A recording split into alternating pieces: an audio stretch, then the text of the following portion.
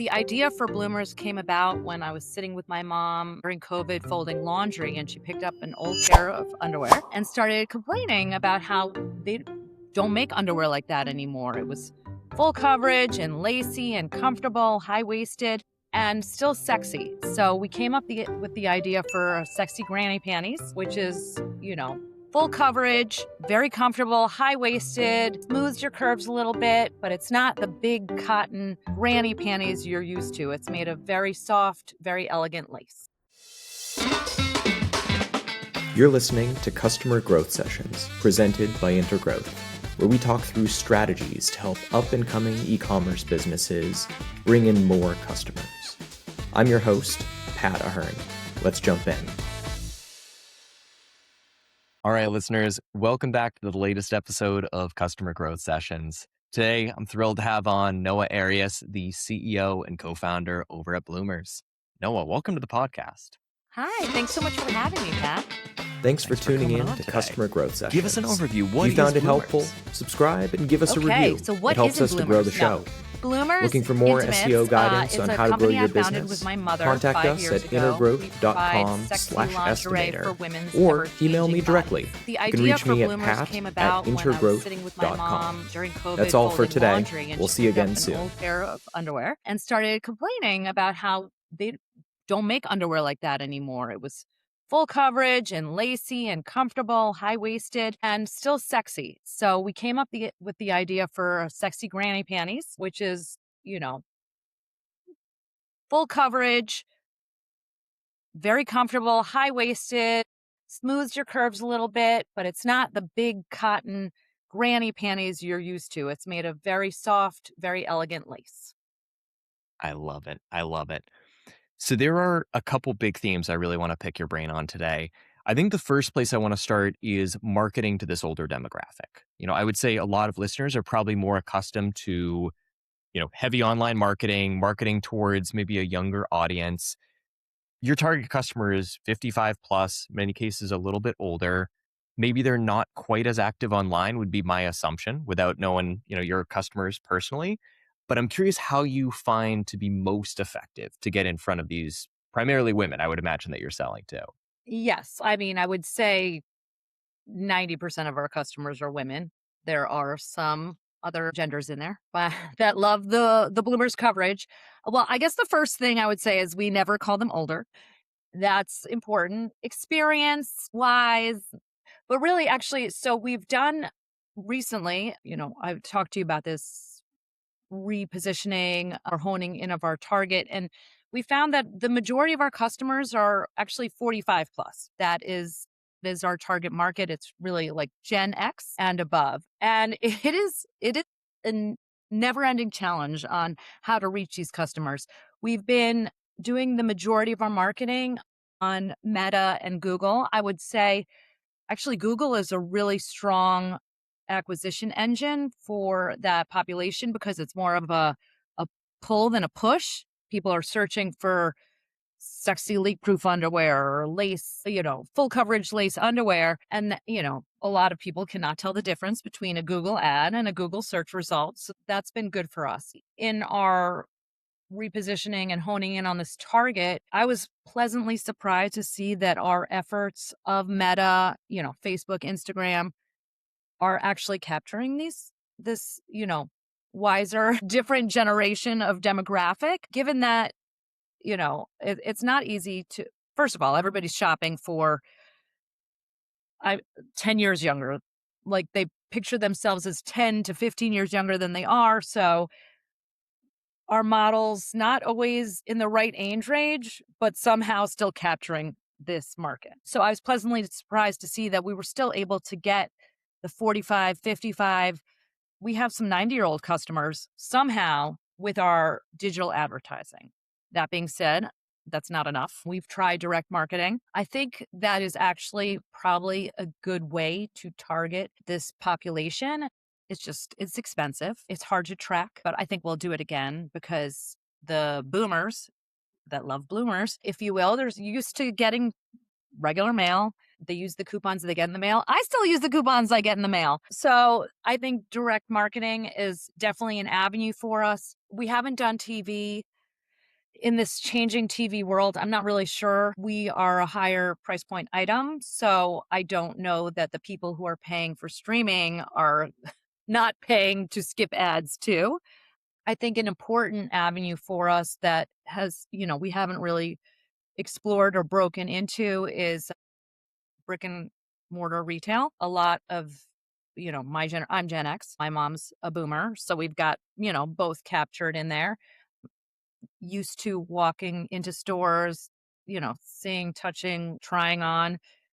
Underwear is a bit of a different story, but the product. So, that would take a big, big investment, but it's a good, I don't know that the margins would potentially make sense, but if you consider it as like a cost per acquisition tool and just building awareness that way, I think it would work well. And then the last piece that we haven't really pushed on hard enough, but very important, very big, is loyalty and word of mouth referrals. I think a lot of this generation, they're not online, or even if you're younger, in the Gen X demographic, a lot of my friends never go on social. They're very busy. They don't have time for this. So it's like, how do you hear about things? You hear it from your friends, you hear it from your family. So pushing on the incentive to refer, and then the loyalty programs that will keep them coming back for more, gathering the points and using them. I want to dive deeper into the loyalty and I guess I would say the loyalty and referral systems Yeah. that you've been building out. And I'm curious to hear more about this because one of the themes I'm envisioning us diving into a lot today is recognizing when something isn't working as expected and when it's time to take a hard pivot in it. One of the things that you're doing a lot of that right now, obviously. I think Well, I'm on my I actually haven't changed the loyalty program a little bit, but this is at least the third one we've been on. But yes, go on. I love it. So you've gone through a lot of different pivots, and obviously you're doing a massive like series of company-wide pivots right now based on some different advisors that you're partnering with. One of the things that you and I spoke about on our last call though is in the early stages of the business, you really tried to go into community building. And a lot of e-com brands do that, focus on community building, build the business out from there. One of your takeaways, though, was hey, community building isn't an avenue that's working from us. We're going to start shifting away from that. So I'd be curious to hear what you started doing instead and how that loyalty program has stayed effective when you made that shift away from putting a lot of time and resources into community building. So, yes, I assume by community building, we're talking about social media and influencers.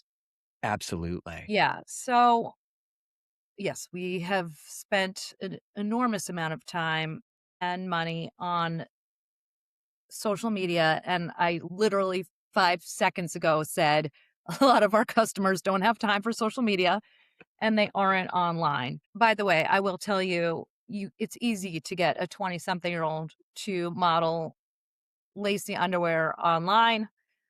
Once you hit 35, 40, you're less likely to do so for various reasons. And I don't know, there is a community of, I would say, 45 plus on social media, but it's tough. It's not easily scalable. It's expensive. So yeah, so the focus now has been on growing our loyalty and referrals program. In general, I feel like half the battle is, well, one is finding one that, is affordable, works, and doesn't kill your website. There was one I think I downloaded and it was so slow on the website and I couldn't do that because I'm, as you know, working very hard on SEO and trying to make sure my website is optimized. But once you build a program, that's not enough. If you build it, they will come. You have to make people aware. And only recently have we started like email, we use email campaigns to let people know. There are efforts that we have not yet put into place, but we've discussed once people are aware, driving them to sell with triple point weekends. I think that's an easy way to get people spending. And then once they've gained the points, they're going to use the points on your website. The referral program, I think it would be huge. I literally recently just made it its own page. Once somebody shops, it pops up as an option to share. But again, if people don't know, if people miss it, it's hard. Awareness, you can have the best loyalty program in the world. If nobody knows and nobody's using it, it's worth nothing. And I will say we do have, people in the other generation of our shoppers who are not so technically savvy. Will literally be like, you tell your friends, tell us your friends' names. They made a purchase, we'll manually give you the referral bonus and they'll get it too. So you just have to be flexible. You're always pivoting. You have to find a way to make it work for everyone. And when you're targeting different, people that didn't grow up online, you have to find a way to make it work for them. Most e-commerce owners I talk to describe their revenue the same way. Great months, followed by terrifying ones with no real idea of what's coming next. So they sit on their cash instead of reinvesting it, and the business stalls out. The root cause is almost always coming down to only having one or two ways to acquire customers, none of them being extremely reliable. At Intergrowth, we help build diversified customer acquisition systems through SEO, meta ads, and content marketing, so that your revenue becomes something that you can actually plan around. Book a complimentary strategy session at intergrowth.com/CGS. Once again, that's intergrowth.com/CGS. Absolutely. So I get the sense from what you're sharing that the loyalty program has been a big hit. It's been a very successful program. The social media community building is something that you wouldn't describe as having been a successful program. Yeah. For me personally, with community building, the thing that I struggle so much with is I have this sense that it's very hard to measure whether it's working or whether it's not working. I see it as the type of thing that either you go all in and a decade later you have this million follower brand, or you don't. And that's kind of when you know. So I'm curious with those two programs, what is the litmus test that you put those two separate programs through to evaluate whether they are working or whether they aren't working? Yeah. So now we do use Triple Whale for attribution. To be honest with you, I'm not 100% sure if how accurate it is when it comes to the organic sales, right? Because there's no links to track. We've given out affiliate links to our, influencers, and we were on Shop LTK, and from that tracking, like, we didn't see anything. We didn't see the most success we had with the Shop LTK was somebody I actually hadn't even reached out to through LTK. We did a mini social like influencer campaign, and she happened to be on LTK and then posted the affiliate link. So there are nebulous ways to see if social media and community building is working. We never saw that. I think when we started the business, we heard that another brand had a celebrity wearing their product and then they blew up. We never had that. And even with the specialty in our lingerie arena influencers, we would give out codes, they'd use affiliate links, and we never really saw it. We never saw what we paid for it come out of it. Whereas the loyalty and referrals program, I mean, it's tied into the Shopify database. So you can just see who's using the points, who's spending. So it's calculated, and you actually see those results coming in. Whereas influencers, Gen X, as I've said many times already, I am on the internet all the time. I will tell you, maybe once in my life have I bought something that I saw in an influencer. I don't really follow creators. Sorry, I've been calling them influencers this whole time. I don't really follow creators for fashion. I follow the brands, actually. And those are the ones that you launch something new, I'll go to your website and I'll check it out. It's not from the creator. I love it. I love it. And real quick, just as a sidebar for listeners, what is Triple Whale? Talk to us a little about how they track attribution and all that. So actually, the Triple Whale is maybe the third or fourth attribution tool I've used. So after I didn't have, there were a couple. There was one that worked well. There was one that was so expensive we couldn't afford it. And Triple Whale has more of a, it's not a one size fits all. It's an attribution method. It can track everything. from your email to your organic to your affiliate. There are a lot of integrations. Most of them are very easy in terms of getting, they have the built-in integrations with Shopify. That's easy. I will say, in terms of, they had a free plan. You can't really see everything with the free plan, but they have levels of plans that work for small businesses to enterprise. So, but the one thing that was challenging with the triple whale integration was for the meta ads, you have to append a URL, a UTM parameter into each campaign. And if your campaigns are going well and you don't want them all to reset, it's a little scary. So you have to like do it one by one. So you're not stopping ads all at once. Oh, great point. Great point. So, next big theme I want to get into is changing warehouse providers. This might bring back some painful memories. So, you changed warehouse firms, warehouse providers. Talk to us about what maybe were the signals that it was time to find a new like warehousing solution that you could partner with. Yeah, absolutely. So we were with the warehouse. They were, I guess, more affordable than what I'd been looking at. They came recommended. But then over time, they stopped responding, which the responsiveness level really dropped. And when customers are reaching out, they need to change an order, they need to do this, that. You can't have no response. You need somebody who's going to get back to you. They're going to change the order. It's not going to be a problem. So it started off with that, and then there was a box we lost we had placed an order and we rush shipped it because it was a bestseller and we were out of stock for a while. And then they signed off on incoming packages. I was like, "You signed off on this. Where'd it go?" And they're like, "There was no box count." It was just a mess. And the relationship started to sour, and they've got all your babies in their warehouse that they're taking care of. And also storage costs, they changed prices. Pricing started to get out of hand. So I actually spoke to another small underwear business. I'm lucky to have some fellow underwear entrepreneurs. And they had a warehouse not far. I'm in New York. It's in New Hampshire. That was working well for them. It was even more affordable than my previous warehouse. I will say, like, they're so responsive. I've been with them now for over a year and a half, and I have no regrets.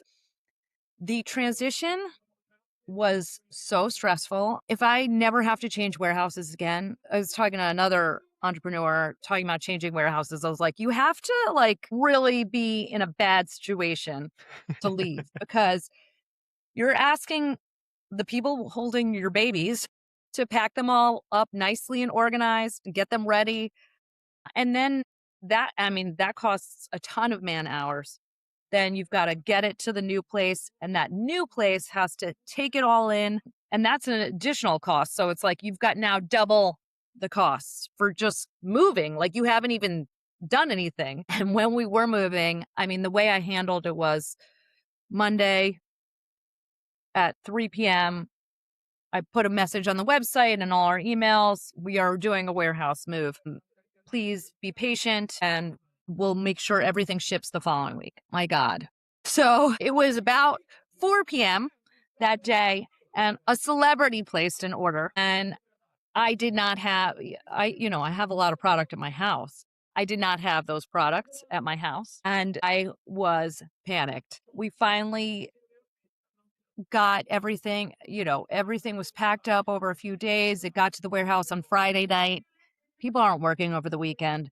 And I was like, please, I beg of you, these aren't even our least popular colors, okay?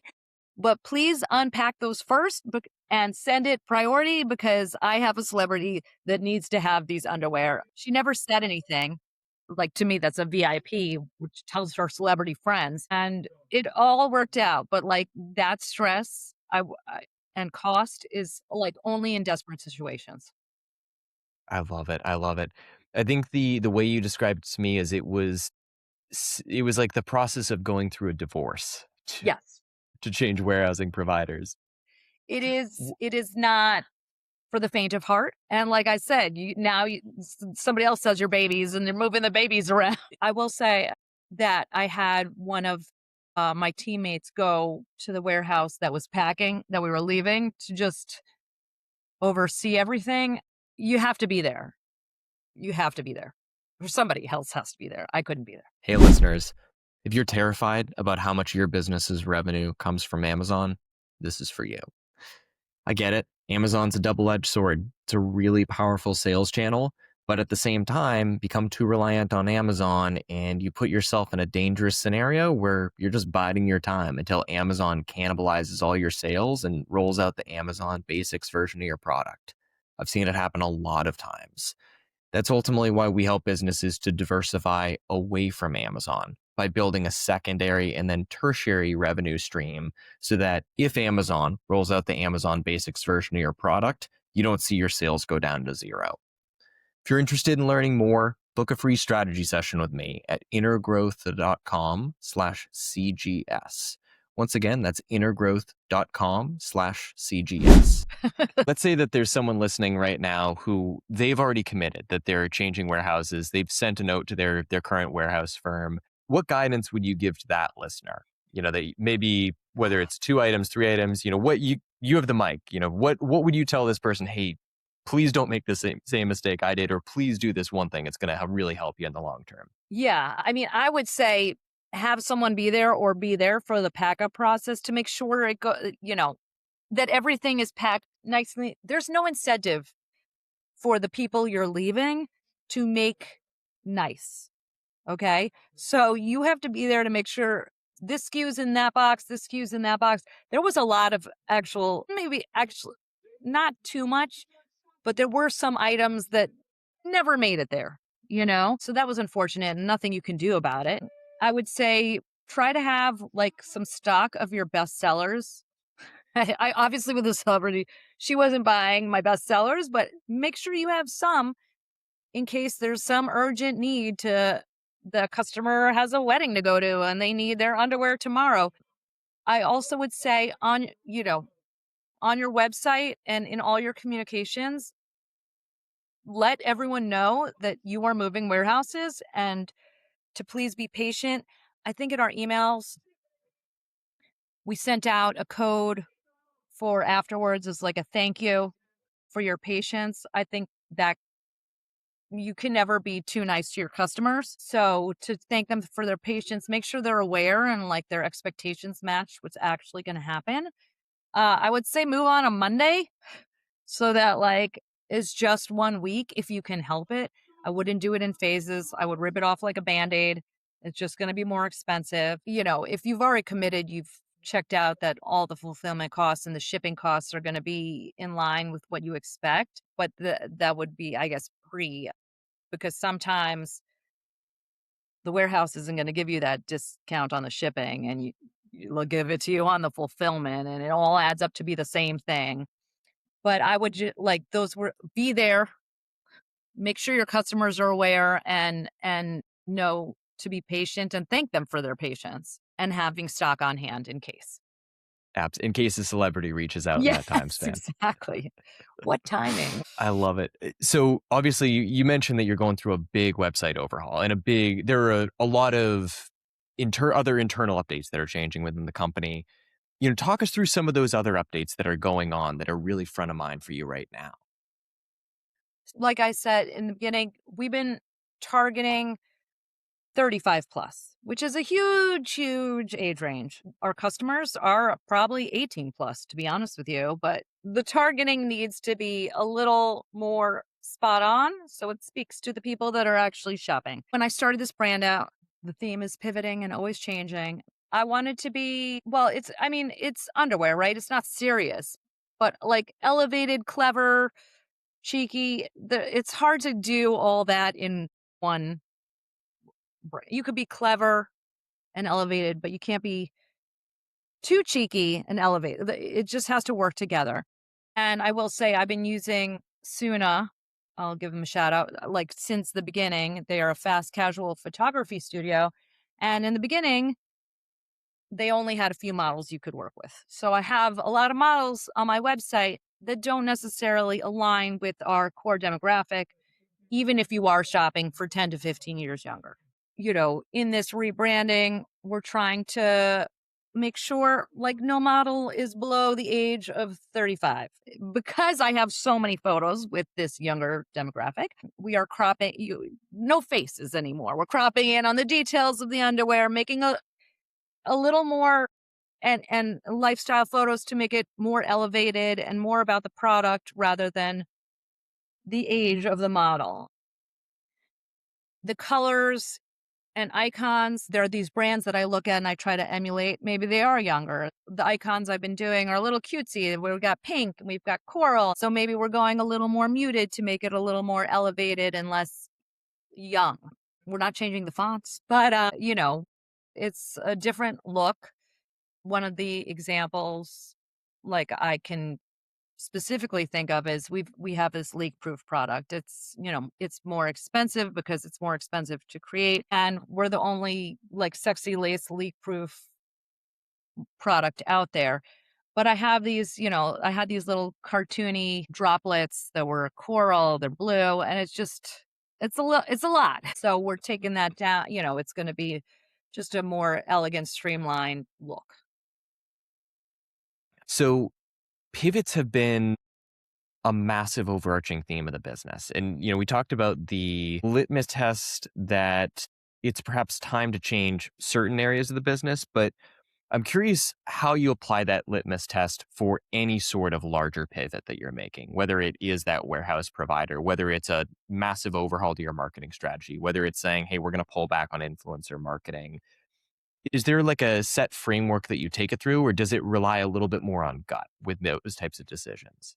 A lot of it's gut, but I would say a lot of it's cost. The costs can be endless. You could spend all the money in the world and then you're ultimately buying your customers, right? They're not, that's not profitable. Everything I do is for the most part, there have been, just issues in terms of legal things and communication, responsiveness, things like that. But I would say a lot of the changes we make, unless this marketing and retargeting aside, because that's more of about our positioning and who we've been targeting, a lot of those others, like agencies, warehouse, whatnot, it usually comes down to and influencers and social media, am I getting what I paid for?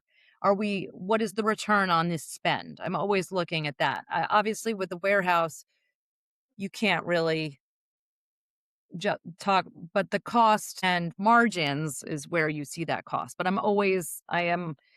it's one of the battles with me and my mom because she used to be a tech entrepreneur, which is she had a successful business.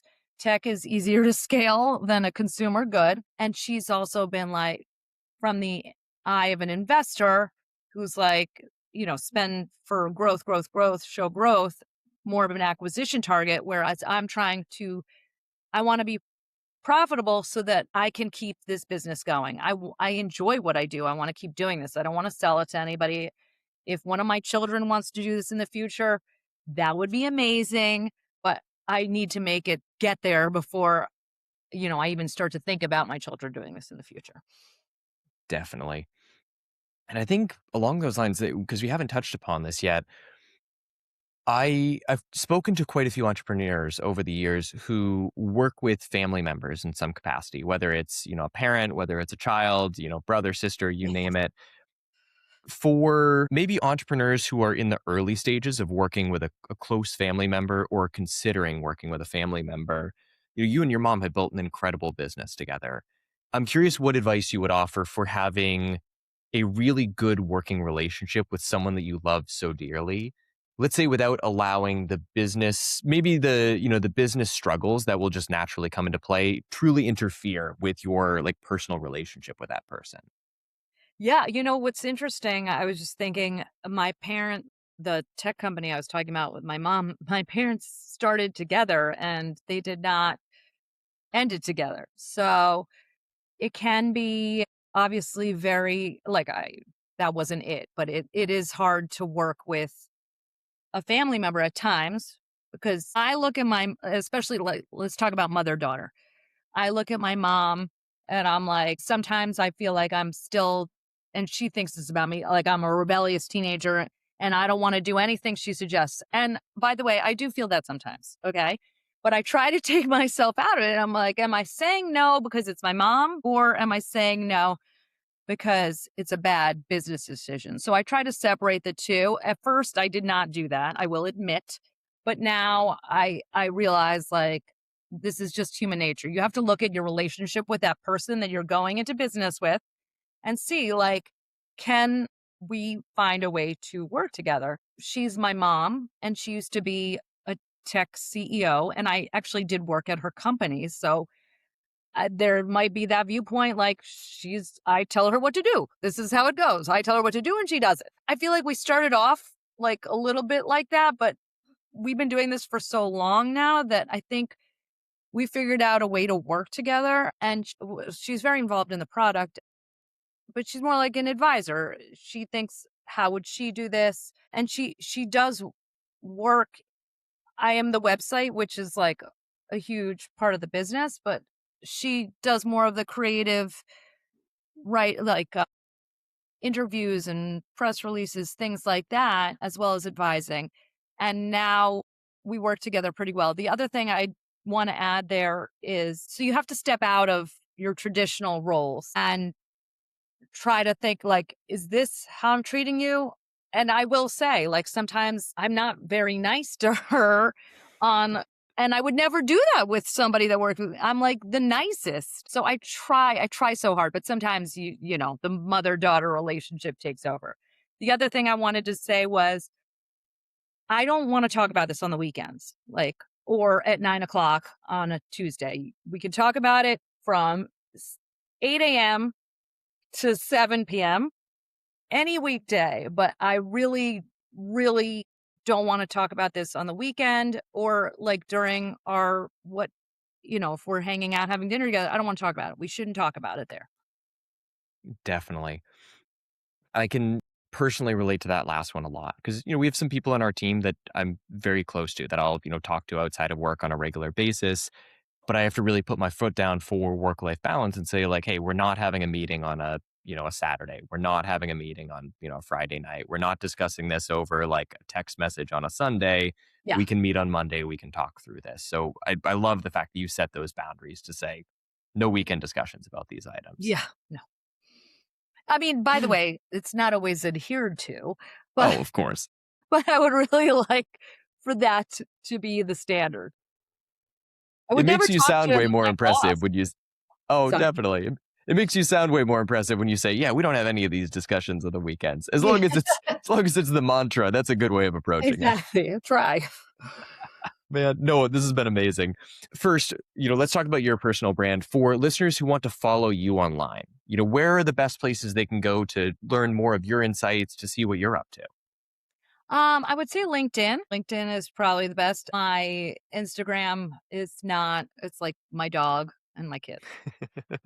So LinkedIn is where we share all the business ideas. And then I think sometimes, social media, the Bloomer social media, not mine, we have a lot of content from previous podcasts or just little, clips. But I would say LinkedIn from a business perspective, and then social media from like a branding perspective. I love it. I love it. And I was going to say, we'll share your LinkedIn and then the Bloomers Instagram in the show notes as well as the Bloomers website, which, speaking of which, where can we actually buy Bloomers online? Yeah, so you can buy Bloomers at bloomersintimates.com. Also, our handle is at bloomersintimates. We try to make it as easy as possible. We are in some select boutiques in various areas. We are working on getting that out there, and on Meta and Facebook and Instagram, we do have our Bloomers shop as well. Noah, thank you for coming on. This was amazing today. No, thank you so much for having me. Sometimes you don't realize how much you have to say about these topics, but starting your own business is a roller coaster, but well worth it. Totally agree. Totally agree. Thanks for tuning in to Customer Growth Sessions. If you found it helpful, subscribe and give us a review. It helps us to grow the show. Looking for more SEO guidance on how to grow your business? contact us at intergrowth.com/estimator or email me directly. You can reach me at pat@intergrowth.com. That's all for today. We'll see you again soon.